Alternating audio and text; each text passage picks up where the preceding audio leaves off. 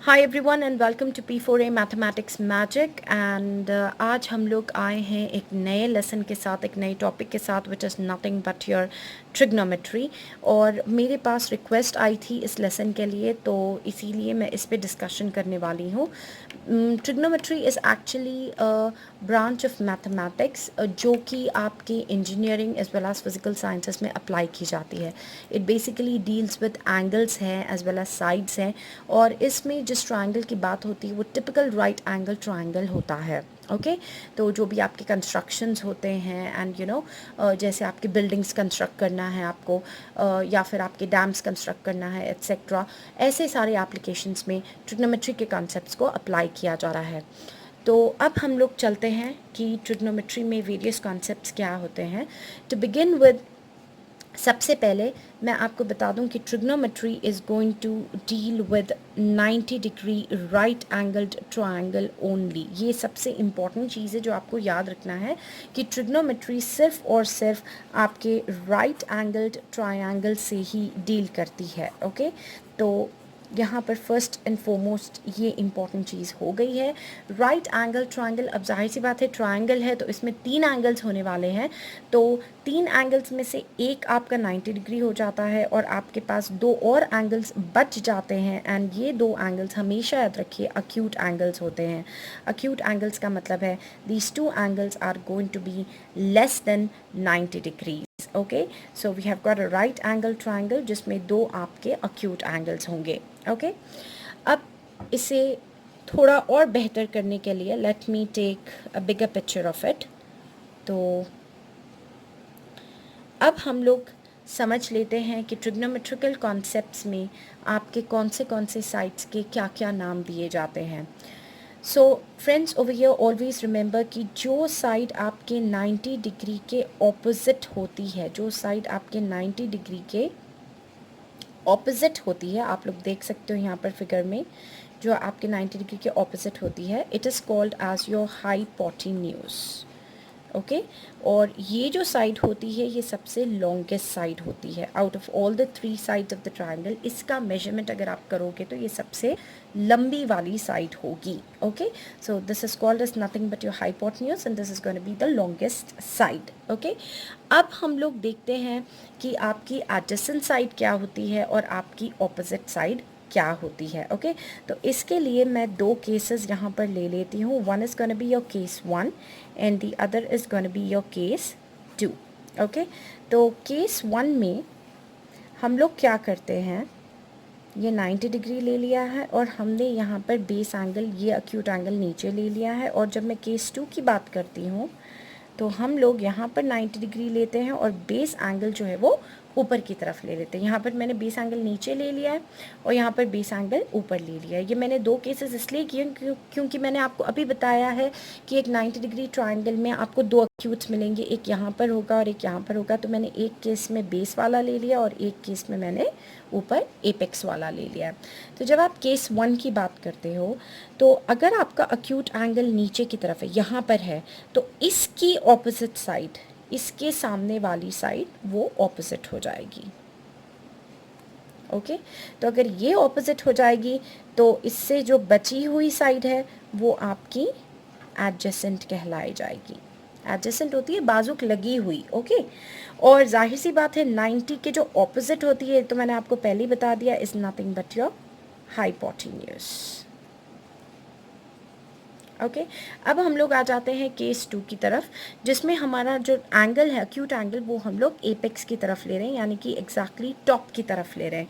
तो अगर आपने ये एंगल लिया है तो अब आप देख लो इसके ऑपोजिट, इसके सामने वाली ये साइड हो गई है तो ये ऑपोजिट हो गई है। ओके और अब बच कौन सी साइड रही है, ये साइड बच गई है, तो ये आपकी हो जाएगी एडजेसेंट साइड। और एज यूजुअल 90 के ऑपोजिट वाली तो हमेशा दोनों केसेस में हाइपोटेन्यूज ही रहने वाली है। चाहे आप ये केस लो चाहे ये केस लो, दोनों में 90 के ऑपोजिट वाली साइड आपकी हाइपोटेन्यूज ही रहेगी। जब बेस एंगल यहाँ पर होगा तो ये ऑपोजिट ये एडजेसेंट हो जाएगी, और जब आपका बेस एंगल ऊपर चले जाएगा तो जो आपकी यहाँ पर एडजेसेंट थी वो ऑपोजिट हो जाएगी और जो ऑपोजिट थी वो एडजेसेंट हो जाएगी। तो इस चीज़ का थोड़ा सा आपको ख्याल रखना पड़ेगा। और वीडियो को आगे जाने से पहले मैं आपको ये बता दूं कि end of the video, her video के एंड में मैं एक छोटी सी क्विज़ आपको कंडक्ट करूंगी। ये क्विज़ वीडियो के एंड में भी हो सकती है या मिडिल ऑफ द वीडियो भी हो सकती है, स्टार्ट में भी हो सकती है। आपको वीडियो को केयरफुली देखना होगा। और इस क्विज़ में मैंने जो भी टॉपिक आप लोगों को एक्सप्लेन किया है उससे रिलेटेड क्वेश्चन मैं आपसे पूछूंगी और उसका आंसर आपको मुझे कमेंट सेक्शन में लिखकर भेजना होगा। अगर आपका आंसर सही होगा तो मैं डेफिनेटली मेरी नेक्स्ट वीडियो में वो आंसर और वो सेंड करने वाले के नाम को डिस्क्लोज करूंगी। इससे आपके लॉजिक और आपका कंसंट्रेशन और स्ट्रॉन्ग हो जाएगा और आप लोगों को भी पता चलेगा कि आपको एक्सप्लेनेशन कितना समझ में आ रहा है। तो चलिए हम लोग अब आगे देखते हैं। Now I am going to discuss about what is called as your angle of elevation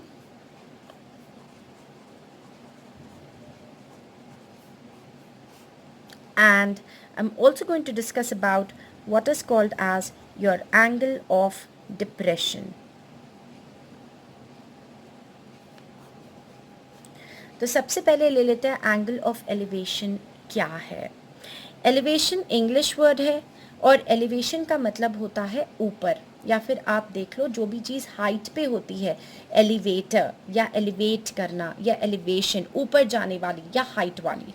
तो उसी तरीके से हम लोग एज यूजुअल हमारा 90 डिग्री का ट्रायंगल पहले बना लेते हैं। तो ये हमने 90 डिग्री का ट्रायंगल बना लिया और समझ लीजिए कि यहाँ पर एक व्यूअर है, एक देखने वाला कोई पर्सन यहाँ पर खड़ा हुआ है और आपके पास एक बिल्डिंग है और ये बिल्डिंग के टॉप को ये आदमी ऑब्जर्व करने की कोशिश कर रहा है। Is that clear?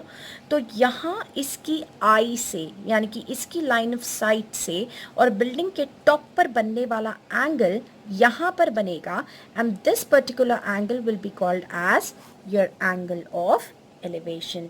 या यूँ कह लीजिए जब भी हम किसी चीज़ को देखने के लिए ऊपर अपने नेक को रेज करेंगे तो वो जो एंगल बनेगा वो एंगल ऑफ एलिवेशन होगा। अब आ जाते हैं हम लोग एंगल ऑफ डिप्रेशन पर। सेम हम लोग वैसा ही एक और ट्रायंगल बना लेते हैं। यहाँ पर 90 डिग्री ले लीजिए, यहाँ पर भी 90 डिग्री ले लीजिए। अब फ़र्क इतना है कि जो हमारा व्यूअर है वो पहले नीचे था, अब हमारे व्यूअर को हम लोग टॉप ऑफ द बिल्डिंग पर लेकर जाते हैं। तो अब हमारा viewer top of the building पर होने वाला है और यहाँ से हमारा व्यूअर जो चीज़ को ऑब्जर्व करने वाला है वो ग्राउंड पर होने वाली है। तो सपोज़ हमारा व्यूअर अब ग्राउंड की तरफ देखने वाला है, तो अब यहाँ पर जो एंगल बनने वाला है वो कुछ ऐसे दिया जाएगा। हमें यहाँ पर सपोर्टिंग लाइन देनी होती है बिकॉज इस एंगल को सपोर्ट करने के लिए यहाँ पर कोई भी लाइन नहीं है तो एंगल बनेगा नहीं। तो we actually draw a dotted line for angle of depression और ये वाला एंगल यहाँ पर इस एंगल के इक्वल होता है, क्योंकि अगर आप लोग गौर से देखोगे ये दोनों angles are nothing but your alternate interior angles, क्योंकि इस एंगल का शेप इधर की तरफ है और इस एंगल का शेप इधर की तरफ है। So these angles are nothing but alternate interior angles और ये केस हो जाएगा आपका एंगल ऑफ डिप्रेशन का। तो आप लोग बस इतना याद रखिए कि जब आप नेक को लो डाउन करेंगे नीचे देखने के लिए तो वो आपका एंगल ऑफ डिप्रेशन होगा, और जब आप नेक को रेस करेंगे या हेड को रेस करेंगे ऊपर की तरफ देखने के लिए तो वो आपका एंगल ऑफ एलिवेशन हो जाएगा।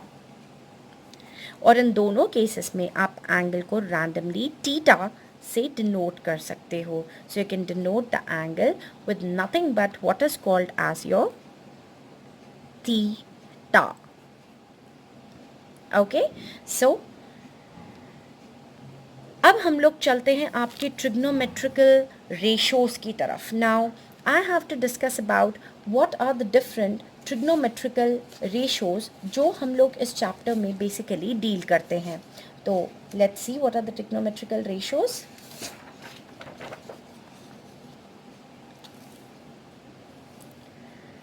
अब बात आती है हमारी so called trigonometrical ratios. These trigonometrical ratios are nothing but your sine theta. Then you have got what is called as your cos theta, and then you have got what is called as your tan theta. तो हमारे पास आ रहा है यहाँ पर sin theta, then you have got your cos theta, and then you have got your tan theta. तो अब हम इसमें देखते हैं कि साइन, कॉस और tan ये ट्रिग्नोमेट्रिकल रेशोज़ हैं क्या. तीनों केसेस में मैं आपको 90 डिग्री के ट्रायंगल्स ड्रॉ कर लेती हूँ.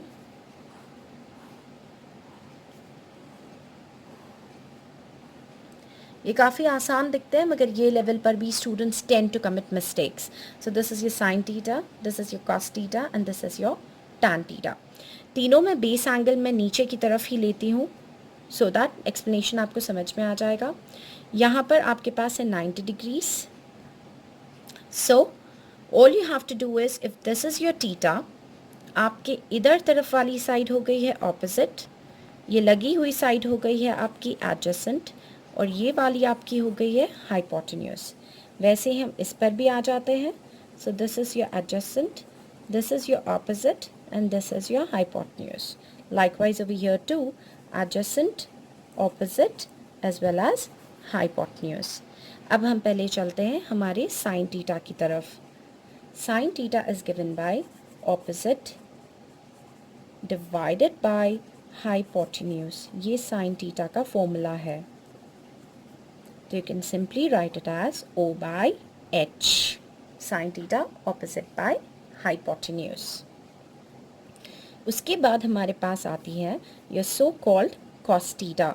Cos theta का फॉर्मूला होता है adjacent by, again same, hypotenuse. Adjacent by hypotenuse, और इसका नाम हम लोग दे देते हैं A by H, क्योंकि A for adjacent होता है. फिर हम आ जाते हैं tan थीटा पर. tan theta is nothing but opposite by adjacent. इसमें हाइपोटेन्यूस नहीं होता है, तो इससे हम बना लेते हैं फॉर्मूला O बाय A. तो अगर आप लोग देखोगे तो तीनों का फॉर्मूला बन जाएगा O, then you have got your Ah, and then you have got your OA. This is very easy to remember, O, A and OA. So O is nothing but O by H, A is nothing but A by H, and OA is nothing but O by A. तो ये हो गए आपके trigonometrical ratios. Sine theta, अब इसके आगे ये last हम बता देते हैं कि इनके रेसिप्रोकल्स क्या होंगे. रेसिप्रोकल्स के लिए मैं बता दूँ, साइन थीटा का रेसिप्रोकल होने वाला है कोसेकेंट थीटा, और कोसेकेंट थीटा का फॉर्मूला बन जाता है hypotenuse by opposite. Cos theta का रेसिप्रोकल है सेकेंट थीटा, और ये बन जाने वाला है हाइपोटेन्यूस बाय एडजेसेंट. और लास्ट आपका टैन थीटा का रेसिप्रोकल है कॉट थीटा, और ये बन जाने वाला है एडजेसेंट बाय ऑपोजिट. तो इसके साथ वीडियो का एक्सप्लेनेशन ख़त्म होता है. अब हम लोग चलते हैं आप लोगों के क्विज टाइम पर, और आज जो आपका क्विज का टॉपिक है वो ये है कि if a person is trying to see an aeroplane flying in the sky, would it be angle of elevation or depression, and why? और नेक्स्ट क्वेश्चन है रेसिप्रोकल्स ऑफ कोसेकेंट थीटा और secant theta क्या है. अगर आपको video पसंद आती है तो do like as well as subscribe my channel, और इन क्वेश्चंस के सही आंसर्स मैं आपके नेक्स्ट वीडियो में डिस्कस करूंगी, और जिन्होंने सही आंसर्स दिए हैं उनके भी नेम्स मैं आप लोगों को बताऊंगी. Thanks for watching.